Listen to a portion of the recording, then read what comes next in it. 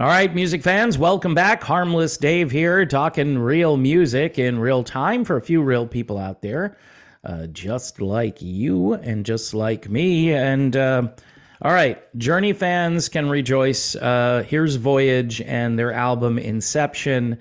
I had someone on my page on Patreon say this is the best Journey album, even though it's not Journey, but it's better than any of the music Journeys recorded probably in the last 20 or so years. So probably since Trial by Fire. Seriously. I mean, it's that good. And no, it's not Steve Perry. And the Perry fans are kind of a little ticked off because I'm saying things like Hugo is really close. He's really close. And he looks the part and he sings the part. The material on this is just stellar. All right. So give it a chance. All right. Steve Perry fans, Journey fans, this is phenomenal. Voyage and their album Inception. I have a physical copy. You should get one too. All right. So a few days ago, I talked about how Rush might be getting back together again. The band Rush, and it would, of course, be without their legendary drummer Neil Peart. Some people, by the way, pronounce Neil's last name Peart and not Peart.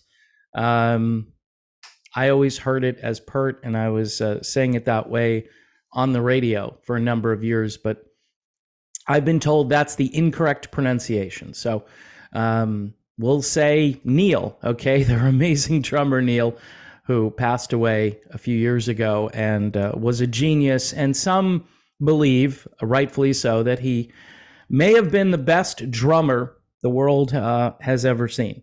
So tough to argue that point with people who believe that. I might be in that camp as well. Anyway, a few days ago, this is what was said.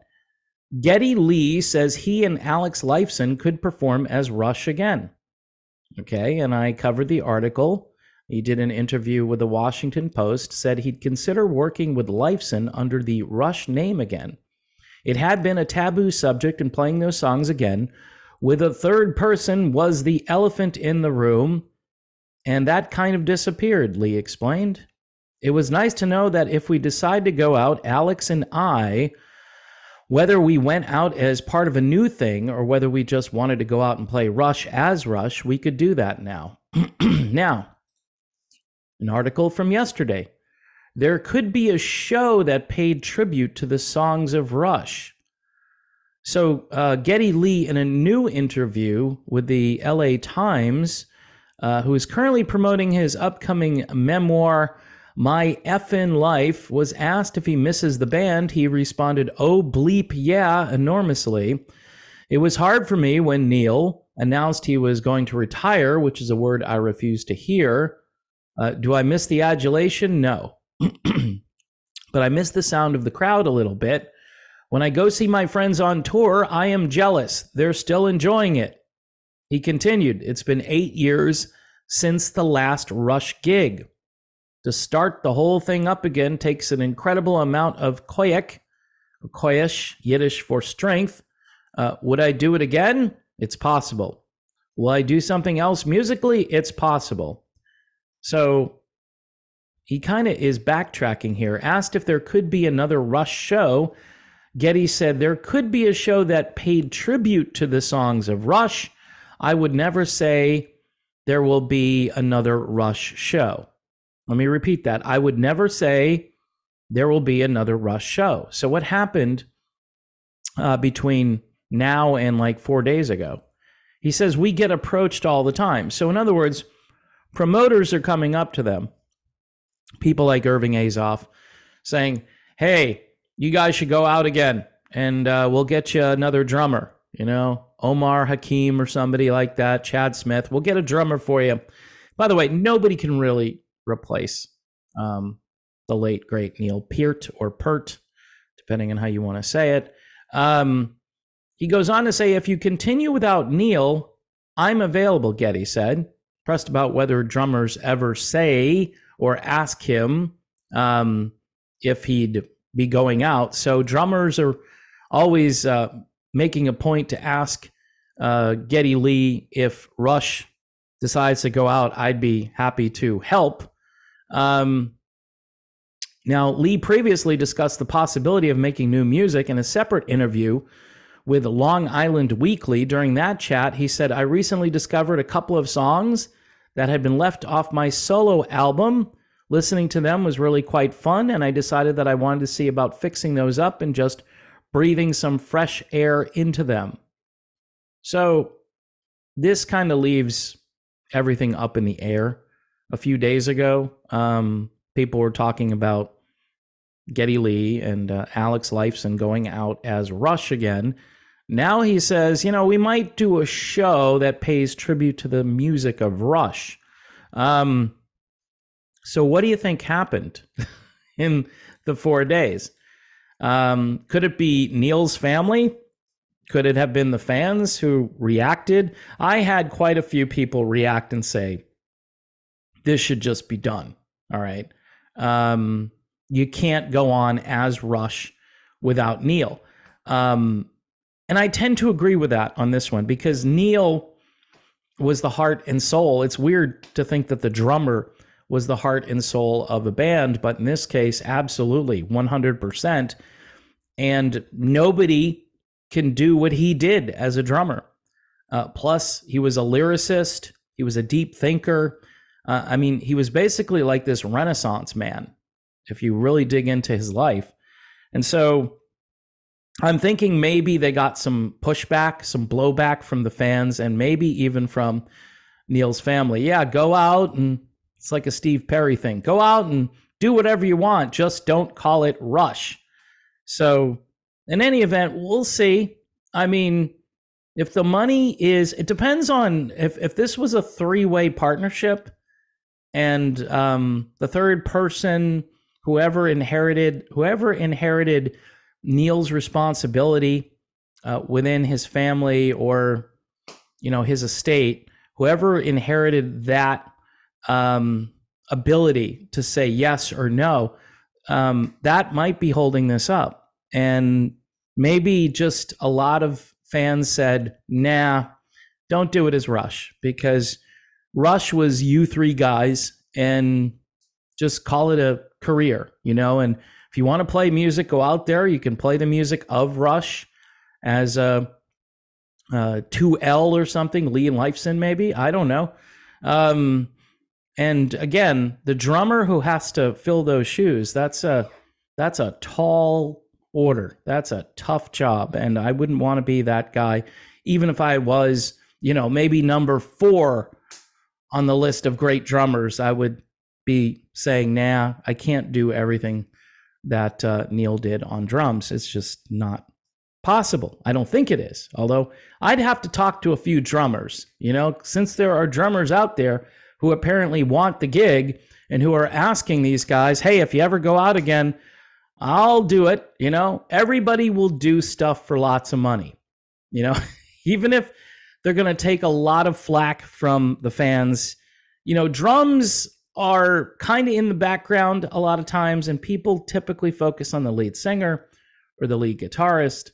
But in Rush, the drums were very, very important, especially because it's a power trio, and you can focus on these three guys quite easily. And so unless they changed the configuration and made it like a 4-piece band, brought in like maybe a keyboardist or I don't know.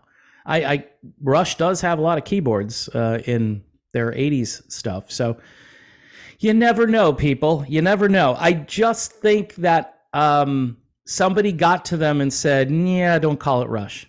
Don't do it. You could still make money just by going out there. People would show up. But I think, again, the brand name always carries more power because there's always a group of people out there who don't pay attention to who's in the band. And some of them really don't care. If they close their eyes and they hear what they used to hear live and in concert, and, the marquee says Rush out front, there's a group of people that will pay a lot of money to go see that. So it's the age we're living in. And one little footnote here, I had a patron who commented that he had seen Rush toward the end before everything kind of shut down.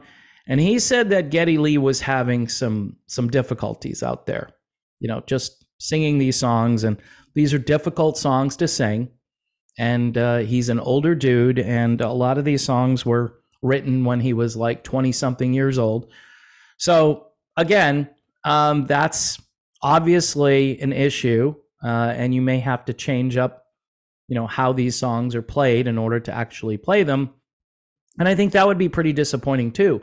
This is why older bands need to just see the writing on the wall and say, okay, we're done. Because we can't do this the way we used to do it. It's sad. It's part of life. It's mortality. It's whatever. But why should we disappoint fans? And then there are some fans who are just like, they send me messages all the time. Did you see so-and-so? He sounded good. And then I go and listen to it and I go, really? I mean, did you hear what he did back in 1985? I mean, look, I don't expect, that's the thing. I don't expect that singer to do what they did in 1985.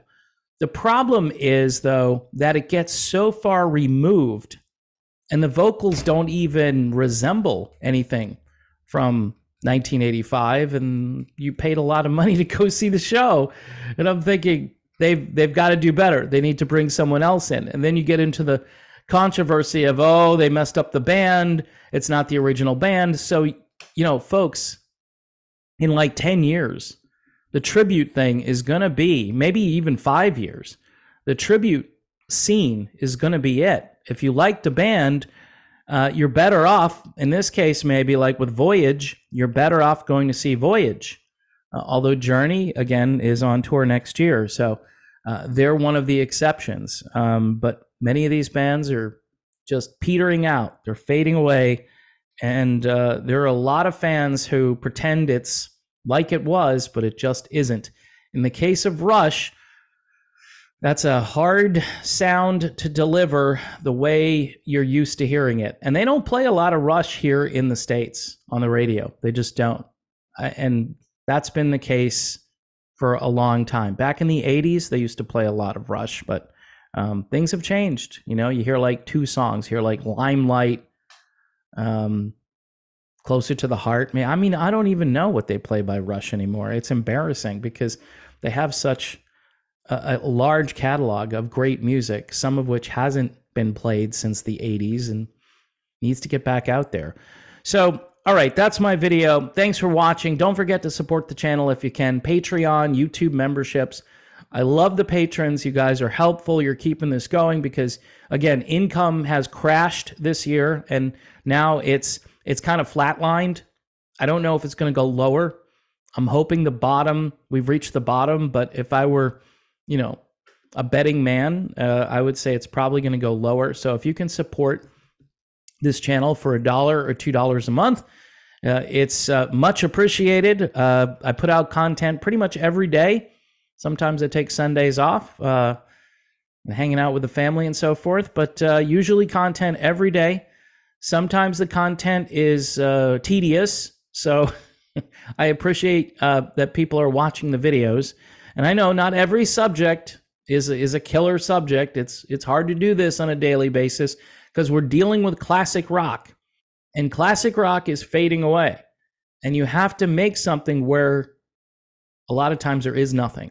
So that's the truth of it all. That's why I tend to talk about other things in addition to just classic rock. So that's it, folks. Again, thanks for being here. God bless. And please pray for peace in the Middle East.